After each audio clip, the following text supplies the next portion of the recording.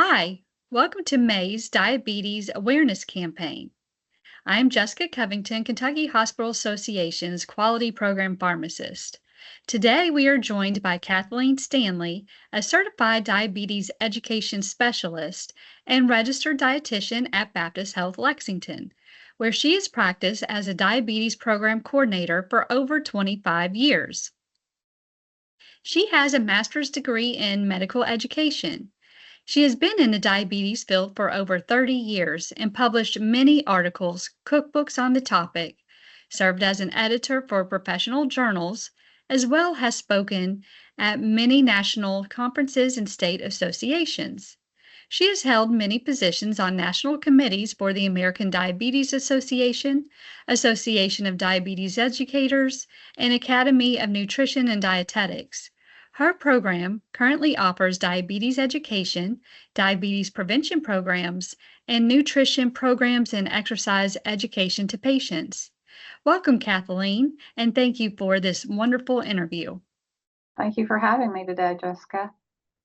Well, I'm thrilled to get to hear about the dietitian's point of view and how to manage diabetes, especially with all of your expertise.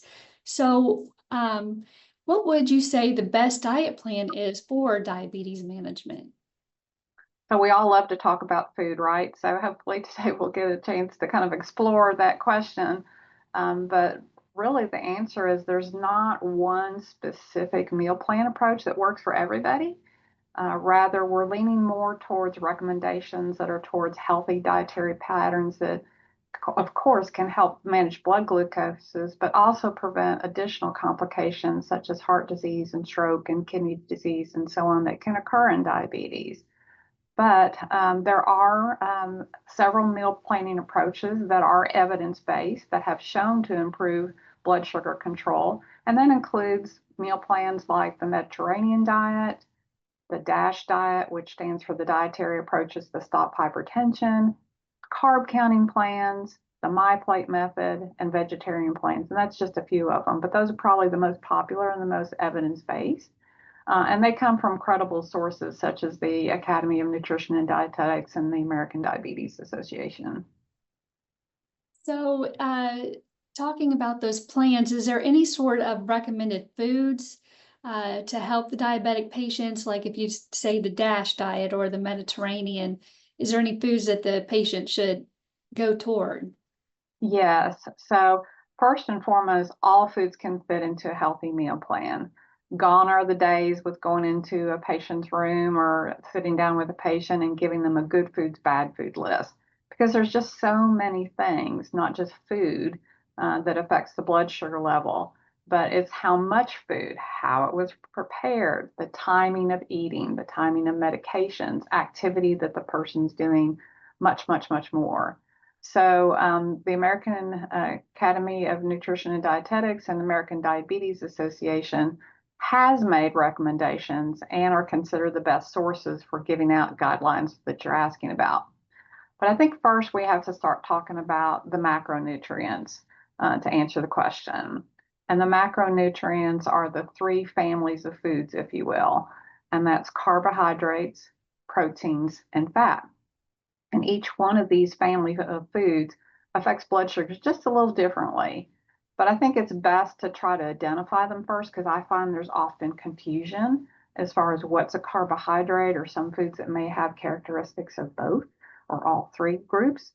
So let's talk about that.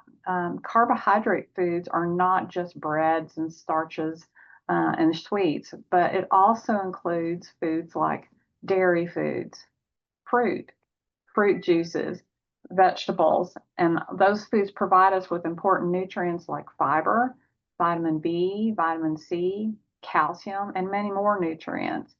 So these are healthy foods. And sometimes we hear people being concerned about eating carbohydrates in a diabetes meal plan, but we would be missing out on a lot of those nutrients.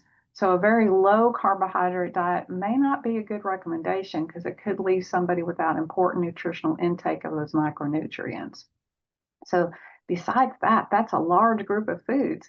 And here in Kentucky, those are some of our favorite food groups because most of us are pulled to those foods for comfort or accessibility or cost even. So we want to kind of keep carbohydrates as a good food in our diet rather than labeling them as bad. The second group of foods are the protein foods, and that's things like meat, poultry, fish, and vegetable proteins. And they too affect our blood sugar.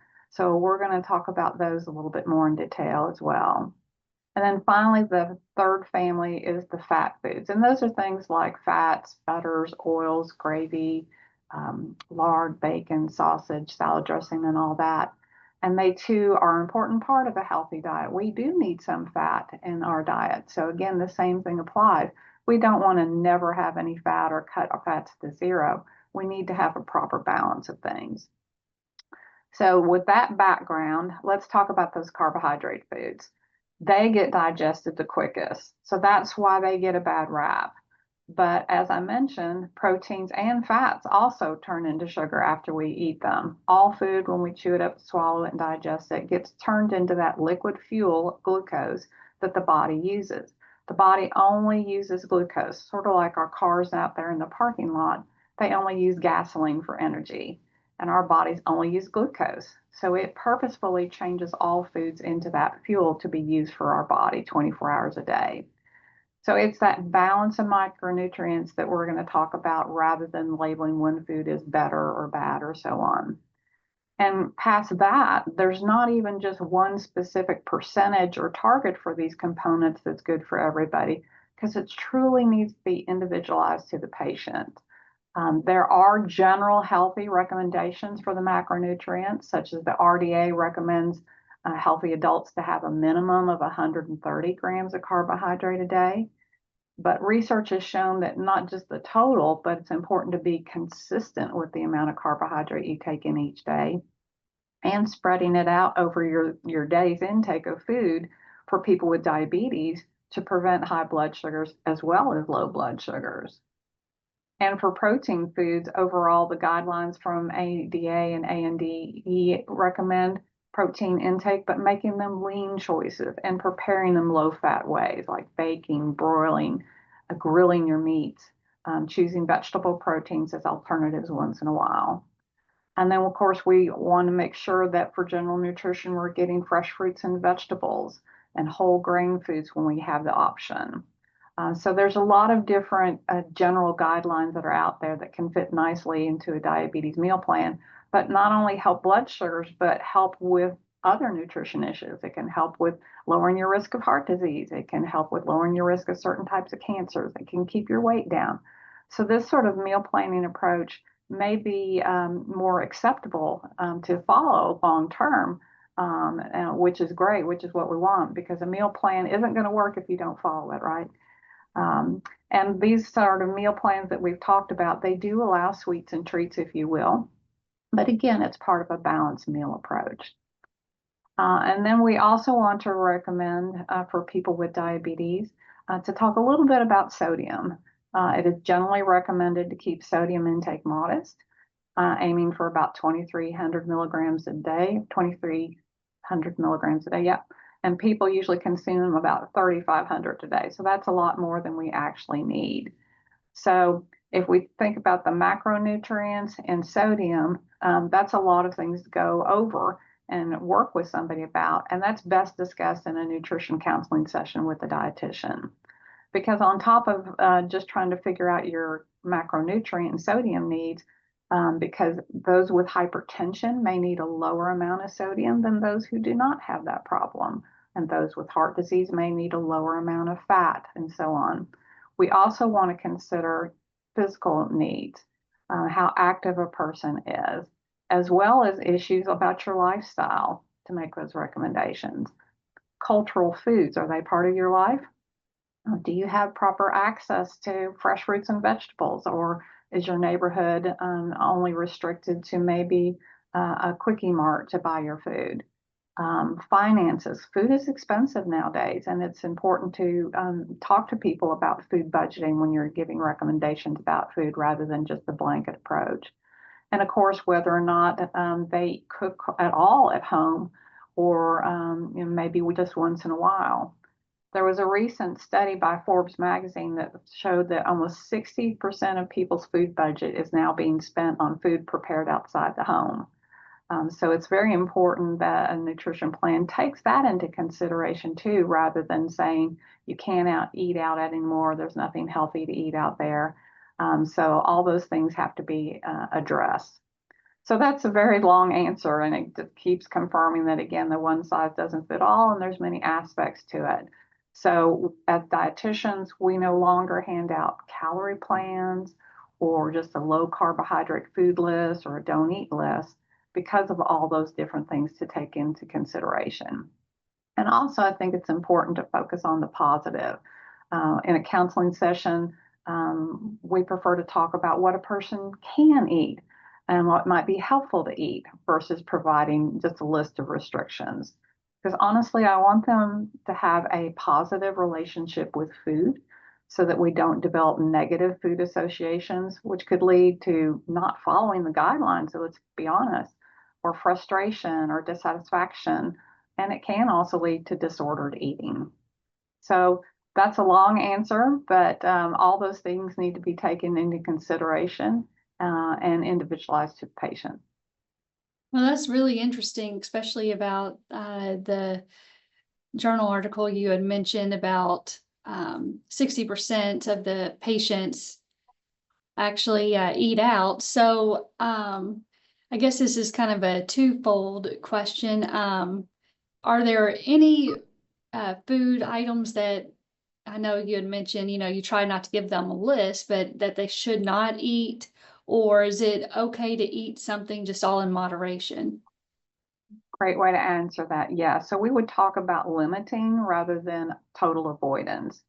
So limiting sugar and fatty foods is a good place to start to make maybe improvements in your meal plan. And that often includes ingestion of processed foods. They're readily available, they're inexpensive, they seem to be everywhere. You know, you turn the corner and there's a pop machine or a chip machine, or you're stopping in a store and they've got, candy at the cash register and all that. And those processed foods are often a big part of our source of these processed foods that have a lot of fat and sugar in them that we could generally probably cut back on. And a processed food is just a food that's been changed from their original form or combined with other ingredients. And it includes things like the soda and snack chips and candy that I mentioned, but it's also things like canned soups, believe it or not, granola bars, which kind of surprises people, frozen treats, frozen dinners, boxed macaroni and cheese. And those foods tend to have a lot more fat and calories and sugar, but they may also have a lot of sodium in them as well. And they're being developed to exaggerate the flavor, be it salty, sweet, or other. And unfortunately, they often do not provide as much beneficial nutrients like whole foods or altered foods. So again, a good place to start would be cutting back on fatty foods, sweet foods, and maybe trying to find ways to reduce your intake of processed foods. Would that be clearly labeled on the on say a can of soup, or how will somebody be able to pick out a processed food? That's a great question. So you want the list to be short on the ingredient list, and you want to be able to know what you're reading. If it's a long list of chemicals and the things that you don't know what they are, it's probably a processed food. And if it's a very long list with lots of those in it, that's a good clue. So whenever possible, we talk about trying to walk and pick your food items at the grocery store from the perimeter of the grocery store, because that's where you're going to find fresh produce, you're going to find fresh bakery items, fresh meats, fresh dairy foods, and all that. And those are what we consider non-processed foods. Those are your better choices because they're just in their natural state. So as much as you can, fill up your cart with those foods and spend less time in the snack aisle and those aisles that have a lot of foods that have maybe a great shelf life, but they may not have the nutritional quality that you were expecting. That's a very good tip, to walk around the perimeter of the grocery store to pick out food. Is there anything, is there any easy dietary change that you would counsel your patient on that, I know you would spend extensive amount of education, but is there anything easy that you could mention to your patients? Yes, vegetables, vegetables, vegetables. I would say most Americans do not meet their vegetable needs as it is, and vegetables are very low in carbohydrate. They just have a trace of protein and they naturally don't have any fat. They provide us with great nutrients, but another great thing about them, Jessica, is they help you feel full because they have fiber. So eating those can help you moderate how much food of the other foods you eat at the table if you start out eating with them. And they're going to give you the healthy nutrients we want without the calories and the carbohydrate. One sort of visual method that might be an easy way to take nutrition forward is the plate method. So visualize in your head just a moment what an empty plate looks like. And now let's draw a line down through the center of it. Half of your plate in the plate method should be vegetables. So filling the plate up with non-starchy vegetables like green beans and broccoli and cauliflower and peppers and all the different wonderful vegetables that are out there. And then if we were looking at the second half of the plate, let's cut that in half again. One of the quarters of the plate could be a lean protein source. And then the other quarter of the plate could be a area where you'd have a starch or a carbohydrate or a starchy vegetable in that place. And then next to the plate, a piece of fruit, if you will, in your imagination. So that is a very simplistic approach, but it gives you an idea of what a healthy plate might look like to meet those nutrient needs that you have, as well as moderate the amount of carbohydrate, protein, and fat that you take in. Other things that you can do is trying to choose those produce items more often than maybe before. It's not uncommon for me to talk to patients that don't eat a fruit or vegetable all day. So it would be very hard to jump into eating, 5 a day, which I think is still the general recommendation, 5 servings a day. But maybe you can add in one more into your meal plan. And then once you do one more, maybe you can add two, maybe in a month or so. Making changes slow is often the best way to get a habit established rather than trying to change everything all at once and feeling frustrated or overwhelmed. So the plate method, adding more fruits and vegetables may be helpful. Those are easy for things to do at a slow pace. I also just want to remind everyone too that we need to think about what we drink as a source of calories and carbohydrates as well. So another easy change you can make is to go for 0-calorie beverages, such as water or things that just don't have any calories in them at all. You can get an amazing amount of sugar and salt in some of the beverages that are out there now to consume. And that could be a surprise for people. Maybe they don't eat a lot of sweets and they think they're doing pretty well, but maybe they're drinking a lot of caloric beverages and they were just simply unaware of how much sugar was in it. So that could be another strategy that they look for. And then lastly, getting on a meal schedule. 3 meals a day would be recommended. Maybe that's something they're not used to. Maybe they only have 1 meal a day. But skipping meals can lead to glucose imbalance as well, which can be overwhelming. And then another strategy that some folks may want to try to start out is just trying a meatless Monday or a vegetarian meal once a week, like having a vegetable salad for lunch. So there's lots of different baby steps, if you will, a person can try. I like to present lots of options to the patients and let them choose where they want to start. That's very good advice. Now, when it comes to blood sugar spikes, and how do you prevent them? And I know you mentioned fruits, which has sugar. How does that play into diet? Sure, spikes can be kind of a scary term.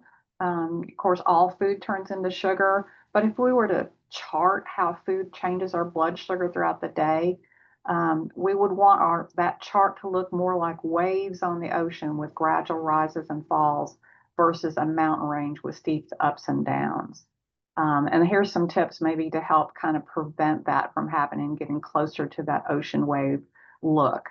And again, it's easy to say, but hard to do, but eating regularly, we were just talking about that. Generally, meal planning for diabetes encourages regularly scheduled meals and being consistent with the amount of food, especially carbohydrate foods. So, by eating at regular intervals, you're going to give your body a chance to help get the nutrients it needs without overdoing it with large meals, which could cause those higher rises. Another thing is just limiting those foods that are digested quickly or produce a lot of glucose. And that goes back to those sugary and sweet foods and fatty foods. So cutting back on those foods would also help kind of lower those rises as well. And also including more fiber in your choices. Fiber can help slow down digestion, and that can help make those rises more gentle. It also can make you feel fuller faster, which will help with portion and appetite control. I like to give the example. I love salty snacks. Probably not alone with that. But if you put a sleeve of like a saltine cracker in front of me, I can easily get through that sleeve of saltine crackers without a problem. But if I change it to a higher fiber cracker, such as maybe like a Triscuit, or there's other different brands out there, that requires more chewing. And the more chewing you do, the more satisfied you are. It helps with appetite achievement. So that can help you maybe eat less at the table. And again, that would be a strategy to help reduce those high rises. So maybe starting out with those fiber foods first, and trying to get that fullness going so that you don't overdo it and that'll help with portion control. Now with fiber, I know there's been like a new uh, rage about increasing protein and fiber.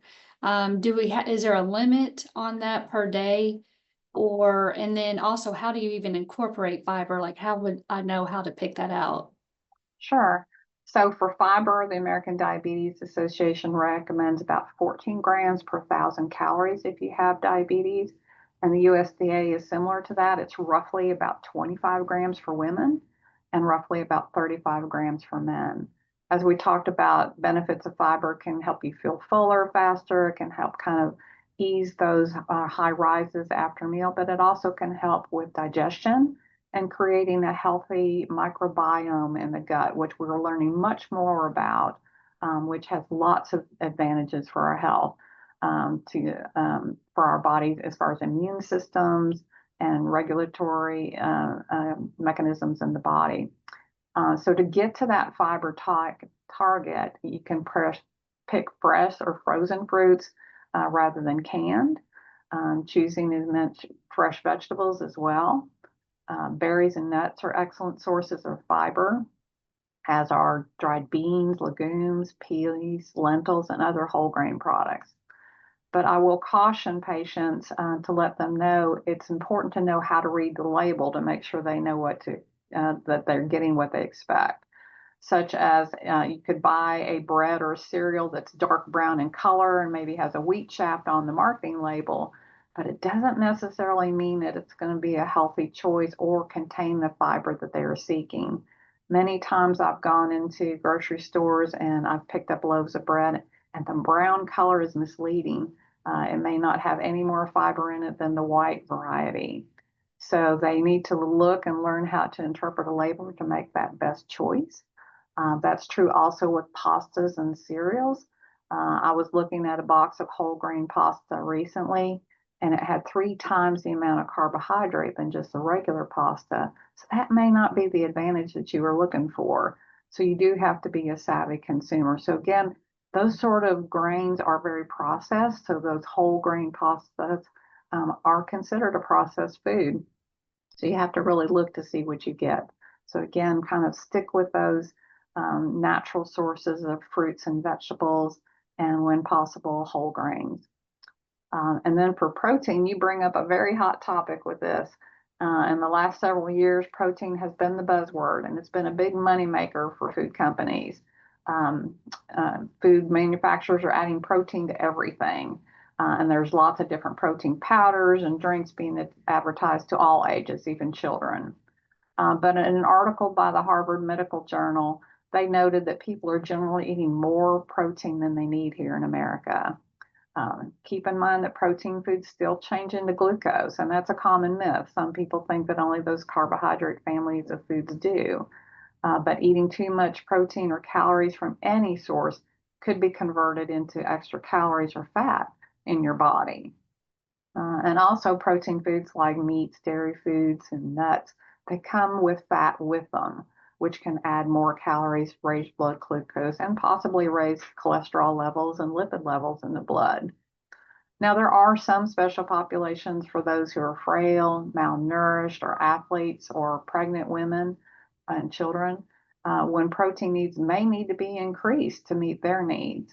But for those who are just wanting to try a protein supplement for the kind of the trend, I would say get educated about the need for it first and the choices that are out there. Some are very high in sugar and fat and calories and may have other ingredients that you do not want. So the consumer needs to be wary. So I would say stick to the recommendation from the RDA, which is getting only about 15 to 20% of your calories that you need each day from protein, unless you do have a special need.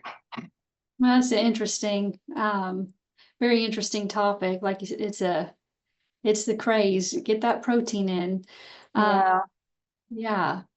Well, now, explain what a healthy fat is, and how can we incorporate that into not only diabetic, but just in general, our diet?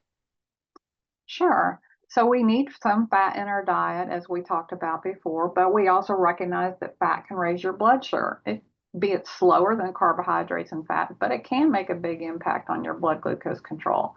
So let's just take an example. Let's just say I wake up one morning and I choose to have for breakfast cereal with milk, maybe some fruit on it, and maybe I have a piece of toast with it. Um, that's a pure carbohydrate meal, right? So I would expect my blood sugar to probably go very quickly high, but not for a long time because they're going to get digested very quickly since they get digested first.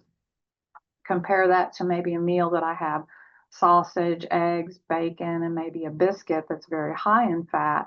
I may not see the rise in my blood sugar immediately, but a couple hours later, when that food does get digested, just simply because digestion of fats takes place in the lower part of our digestive system tract. So you're going to see a longer time until the blood sugar is affected, but then you're going to see that blood sugar pop up and often quite high. So it can be kind of misleading with those high fat foods. You think, okay, I checked my blood sugar right after a meal and it didn't seem to be a problem. It's all good, but it may be showing up hours later. So we want to go with those low fat recommendations of the American Heart Association of about less than 30% of our calories coming from the fat family. So we want to include them, but we also want them in moderation. But in terms of healthy fats, there are different types of fats we eat. We often talk about saturated fats and unsaturated fats in terms of healthy eating because they can play a role in the development of heart disease or stroke. So the recommendations are to keep the saturated fat intake low and increase the intake of those unsaturated fats, whether they come from the monounsaturated family or the polyunsaturated family. Think about this, the saturated fats, they're the sticky ones. They're the ones that are going to stick in the inside of your arteries and veins and possibly lead to buildup, which could lead to a heart attack or stroke. Whereas the unsaturated ones, like polyunsaturated and monounsaturated, they're not quite that way. They're going to go through your system a little bit easier and not contribute as much to that stickiness. So this is just kind of a trick that I tell people of how to recognize them. Saturated fats are fats that are solid at room temperature. Okay, and unsaturated fats are fats that are liquid at room temperature. So let's just take this example of your kitchen sink. If you want to have healthy plumbing and keep the plumber away from your house, what sort of fat would you want to put down your sink? Would you want to put a stick of butter down your sink? Probably not. It's solid at room temperature, but it's likely going to cause some stickiness and some sticking possibly and clogging in your pipes. Compare that to, let's say, pouring canola oil down your pipes. Now, you still wouldn't want to do that, but you can see the difference. That's a liquid at room temperature. It's going to go through those pipes and flow all the way out without as much problems. So that's how I kind of clue people in on how you can tell the difference just that with looking at it is whether they're solid at room temperature or not. So you might be better off with like a squeeze margarine or a spread margarine versus a stick of butter at the table and for cooking.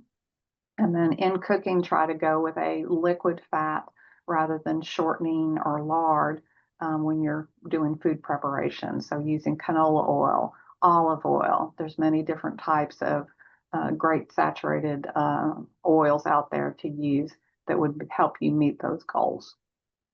Oh, that's great tips. That's very interesting. I never heard of the saturated versus unsaturated and sticky saturated. What a great tip that is. So say if I, as a diabetic patient, started exercising and really watching my blood sugars, how do I manage that? Because now that I'm on a great diet, and my blood sugars are controlled, and then I add in exercise, how does that play into it? That's a great question because it does have some recommendations in terms of what you eat and how much you eat when you start an exercise program. But for most people to start out with, a good strategy is to time your exercise after a meal. Now, that may be different than what you did before you had diabetes. Maybe you were taught to exercise on an empty stomach before breakfast, for example, start of the day. But exercise lowers your blood sugar. So in the morning, if you were to wake up and not eat breakfast, it's possible that exercise could lower a low blood sugar already and could cause something we call hypoglycemia, which is a low blood sugar reaction where the body doesn't have enough fuel in it. And that's something we want to try to avoid. So a better way to approach it is to exercise after you have a glucose load in your blood, and that's going to help keep those rises from being quite so high and help you bring down that blood sugar after a meal. And interestingly enough, exercise can have beneficial effects many hours later. So it can really aid in helping lower the blood sugar all day if you do it, say, after breakfast. You may reap the benefits of that for many hours later. And then in terms of what type of activity, of course, it depends on what your provider feels like is safe for you medically. But any movement such as folding laundry, washing dishes, playing tags with children, all can be beneficial and are exercise. So don't feel like you have to take up running marathons or leaving your home to get active. But when you do have diabetes, we do talk to folks about carrying a low blood sugar treatment and snack with them if they're going to be away from the home or if the duration of the activity is going to be fairly long, just in case that exercise lowers the blood sugar below the normal levels and a low blood sugar were to occur, you'd have treatment choices with you. Now, for athletes and people that have very rigorous exercise programs, there are some guidelines about adding in extra carbohydrates and protein, depending on duration and type of exercise. They should really work with a registered dietitian, especially if they're on insulin. And then last but not least, for any type of person who plans to exercise, make sure you stay hydrated. Drink lots and lots of water before, during, and after. And that's going to help keep you healthy and keep you feeling well. And it also can help control your blood sugar. Oh, that's really good advice. So what about planning for social situations or holidays? That's got to be tough. And how do you educate diabetic patients on that? Sure. So we tell people to just do your best in terms of trying to stay on your normal routine in terms of timing of meals, because often your medications are timed with your meal time. So things could get out of balance there if it's too far different from your normal routine. We also suggest that, buffets and parties where there's a table laid out, maybe kind of make a deal with yourself that you're just going to take one lap around the table. Could be one strategy, or using a smaller plate. That way you can kind of control your portion intake. We also suggest having a 0-calorie beverage at parties when you can. We want you to be able to enjoy events. Unfortunately, diabetes is with you 24/7, but we're not aiming for perfection with a meal planning approach 24/7. We want to make, modest changes, make good decisions when you can. And if you feel like you have overeaten, there are some things you can do to help maybe bring down a after party high blood sugar, such as drinking extra water or trying to go get a little physical activity after the event. So maybe dance at the party a little bit. And remember, special occasions are not every day. So it's okay to enjoy it. You also can, be concerned about the feelings of your family members if they cook you a special treat, or Aunt Betty brings her famous pecan pie. Have a little amount of it with other foods and let it go. Now, does water lower the blood sugar or just keep you hydrated? How does the water come into play? The water can help lower your blood sugar, absolutely. So it can help you flush out some of the sugar that's in your blood that's not getting out to the body at that time, which is what you're seeing with the high blood sugar counts. Yes. Is there a recommended amount for diabetics, or is it just the same as normal patients? It's pretty much the same for everyone. It's something that is not necessarily hard to do nowadays. It seems like everywhere you go, there's bottled water being sold, or you go into the grocery aisles and there's an entire aisle of just water products now. So if you, want a different flavor maybe approach, you can try some of the flavored waters that don't have any extra sweeteners added to it, but just have a little extra flavor. That can also help entice you to drink the recommended amounts you need each day. I guess sparkling water counts. Yeah. Okay. Absolutely. Now, say now that as a patient, they're ready to meet with a dietitian. How does the patient, number one, get a dietitian referral, and then how do they communicate with the dietitian? Sure. So the organizations that I mentioned earlier, they recommend that you see a dietitian at the time of diagnosis with diabetes, every year thereafter, and when changes in lifestyle and medications occur or your health occur. So, for instance, if you're planning a pregnancy, that would be a good time to go back and hear about how pregnancy is going to change your needs. Or maybe you're switching from a oral medication for diabetes and now you're starting on insulin, or you've had another health event occur. Those would all be times to get to see a dietitian and kind of change things up. And there's always new foods on the market, and you want to stay up to date and current and informed so you don't get bored with your plan. The place to start is with your provider. Talk to your provider about getting a referral to a registered dietitian and someone who's licensed in the state of Kentucky. They can provide you with their maybe their go-to people that they generally refer to, but you want to find somebody that you can work with and who's accessible. Many dietitians communicate with their patients through phone calls and emails, as well as in-person visits. And now with telehealth, that may be an option as well to make it more convenient for you to stay in touch. So explore your options and find out from them what would work best for you in terms of an appointment type, whether telehealth or in person would work better. And be careful of website and online information for any medical advice recommendation, of course. Oh, thank you so much. I have one last question. Do we have any latest advances in nutrition and diabetes management that you can share? Absolutely. The probably most exciting thing is continuous glucose monitoring systems, or CGMS. And these are those little products you've seen on TV that look like little buttons that are on the back of people's arms. They provide a constant estimate of what a person's blood sugar is by wearing it, and it provides it through the magic of technology. So you wear this little device on your skin. It looks like a little thumbtack about the size of a quarter, and it transmits that information to your smartphone or to a receiver type of device. So you can actually see how food is affecting your blood sugar. If there was three people in the room and they all ate a banana, it would affect all three of them differently.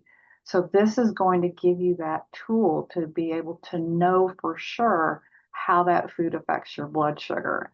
So let's say maybe you notice after eating a food that it did affect your blood sugar quite a lot. That doesn't mean you can never have that food again, but maybe your portion size should be a little less next time. Or maybe it was pizza. So instead of pepperoni pizza, you try a vegetarian pizza and see if that makes a difference because it'll have less fat. You get to be the one kind of to be the detective and have the control of the information to actually see what foods work for you and what foods maybe you weren't aware of that may make your blood sugars go up a little high. So it's going to provide you with those answers that are customized to you. And that's what we said in the very beginning is we want the meal plan to be individualized to the patient. And this is a great way to have a tool in your toolbox so that you can see what works for you. And is that recommended for only diabetics, or can normal patients, when I say normal, I mean like regularly regulated blood glucose patients? That's a great question. So just recently, there are some over-the-counter continuous glucose monitoring systems available that you can purchase without a prescription. So that would allow maybe athletes or maybe people who have some other health concerns or they have other reasons to monitor their blood sugar, have access to them going forward.